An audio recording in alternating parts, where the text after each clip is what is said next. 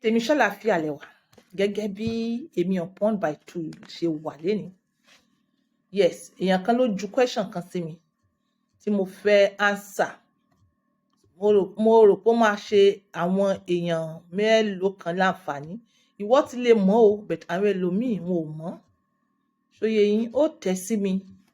Mo ń wò bóyá mo lè rí voice note yẹn. Mi ì fẹ́ play voice note, but ẹ kàn gbọ́ díẹ̀.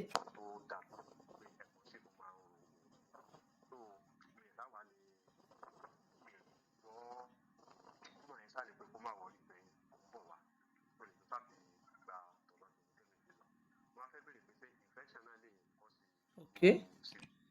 Yes. Question tó béèrè láàrin yẹn. Ó ní pé ó ń bá ìyàwó rẹ̀, ó ń bá ṣeré ìfẹ́ tá à ń pè ní foreplay yẹn. Ó wá discover pé ẹpọ̀n ń ro. Ó dẹ̀ ṣe tán náà, ó ṣe ìbásùn, ó dà, ẹpọ̀n sì ń ro. Ó ní ṣé infection lè fà á? Ẹ̀yin tèmi, if this is your first time, èmi máa ń sọ̀rọ̀ ọkọ àtìyàwó. Gbogbo ìlera ọkùnrin, ìlera obìnrin, a máa ń sọ fún àlàáfíà ara wa. A dúpẹ́ lórí platform yìí. Kíní máa wà ńlẹ̀ fún àwọn generation tó ń bọ̀. Oore ọ̀fẹ́ ni. Yes.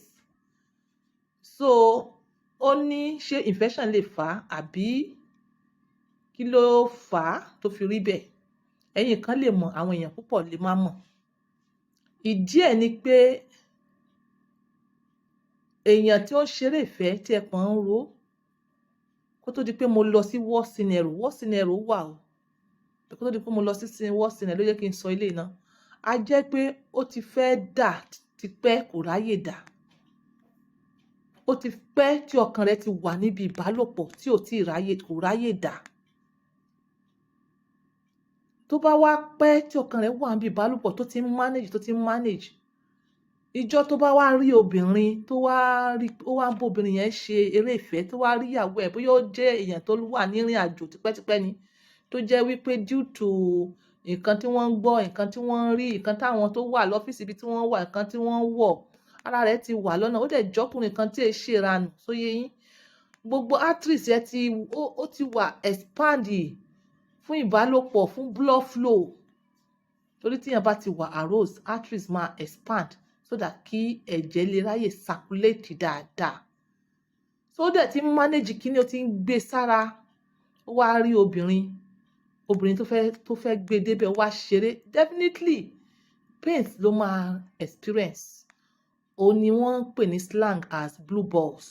Ó ní medical term ń pè ní epididymal hypertension. Bó ṣe rí báyìí, ó yí Ọlọ́run.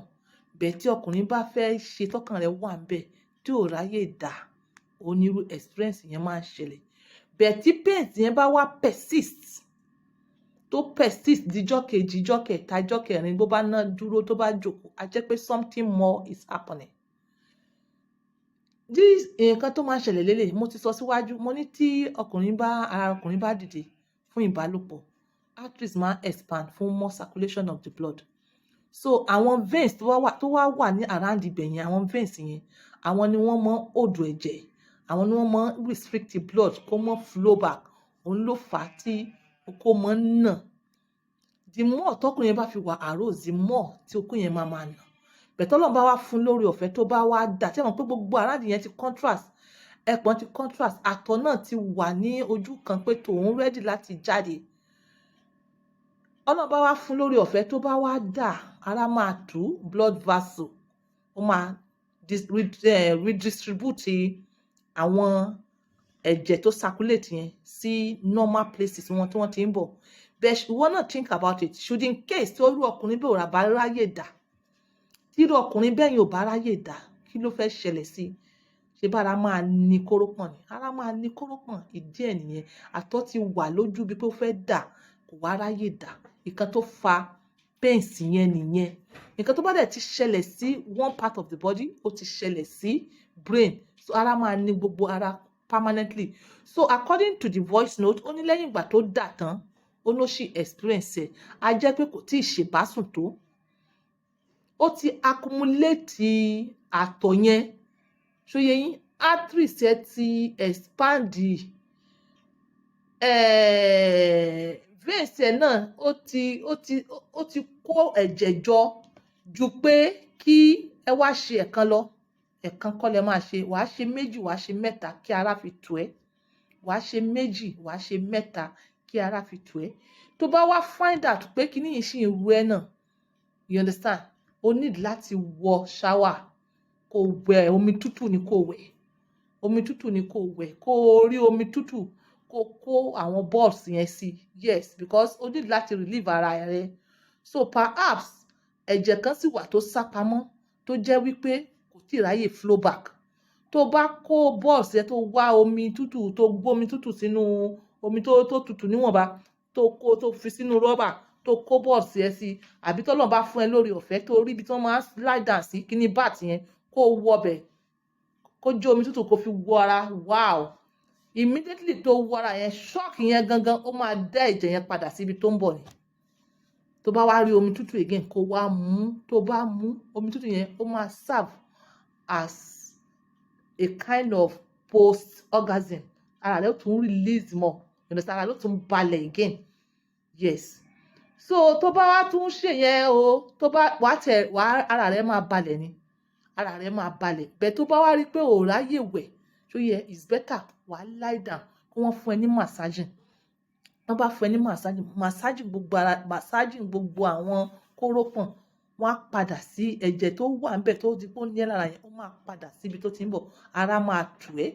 But the main thing náà ni pé tó bá ti jẹ́ pé ti boss yìí, téèyàn bá ti ṣèbálòpọ̀ tó, kíní yìí ò ní ròyàn mọ́. Kò ní ròyàn mọ́. Then ìwọ tó ń suffer kíní yìí, ó dẹ̀ rí pé ò níyàwó. Kíní yìí sábà máa ń ro ẹ́, ò níyàwó. Ó ní jẹun tó máa stimulate ìbálòpọ̀. Ó ní lo herbs tó máa stimulate ìbálòpọ̀. Ó ní lo oògùn tó máa stimulate ìbálòpọ̀ fún ẹ. So yẹ ìwọ tó bá mọ̀ pé ìyàwó rẹ̀ ò sí lára, instead tí wàá máa fi suffer blue balls ní every time. Tó bá wá rí pé ó ṣe gbogbo eléyìí, ó sì wà bó ṣe wà, ó ní pé wàá wá lọ wá painkiller. Lọ wá painkiller either in herbs, lọ wá painkiller tó máa ṣáà jẹ́ kí pains yẹn kó lọ. Lẹ́yìn ìgbà tó bá wá lo painkiller tí ò lọ, tí pains yìí sì persist, tí ó sì persist, you understand? O need láti check. Ṣé kò kí ń ṣe pé òun wọ aṣọ tó tight? Ṣé kò kí ń ṣe pé òun jókòó jù? Ṣé kò kí ń ṣe pé òun ṣe jogging, òun ṣe trekking, òun ṣe climbing of mountain, òun ṣe cycling, òun ṣe strenuous exercises, òun ṣe kíní kan tó ní kórópọ̀n lára? Kí ló ń jẹ again tó ní kórópọ̀n lára? Tí gbogbo in absence of those, wàá wá lọ sí hospital kí wọ́n check ẹ fún chronic infections. Hospital ló lè determine bí o ṣe bí mi nínú question yẹn, ló lè determine bóyá infections ni. Again, nǹkan tó tún lè fà á irú pains bẹ́ẹ̀ yẹn, ó ní maybe early symptoms of kidney stone. Yes, ẹ mọ́ gbàgbé, omi lásán ó lè flush out kidney stones. Omi lásán, yes, ó lè flush out. Testimony lára ìkan nínú àwọn tèmi tó mọ́ ń pè mí nìyẹn. Ẹpọ̀n tó ń dùnyàn ó lè jẹ́ form of sign testicular torsion, sign testicular cancer, sign varicocele, sign inflammation àwọn tubes tó wà nínú kórópọ̀n. Ó lè jẹ́ wọn, but you need to go to the hospital láti check. Ó lè jẹ́ injury kan ló ti ṣẹlẹ̀ sí ẹ nígbà tó ń ṣe that particular ìbálòpọ̀. So kó tó di pé èèyàn fún ẹ ní ìrònú ìbànújẹ́, ṣó yẹ, o need láti lọ sí hospital láti clarify. Maybe it's just little injury. Yes, mo believe you understand. This is on point by 2 using my word for this. Bye.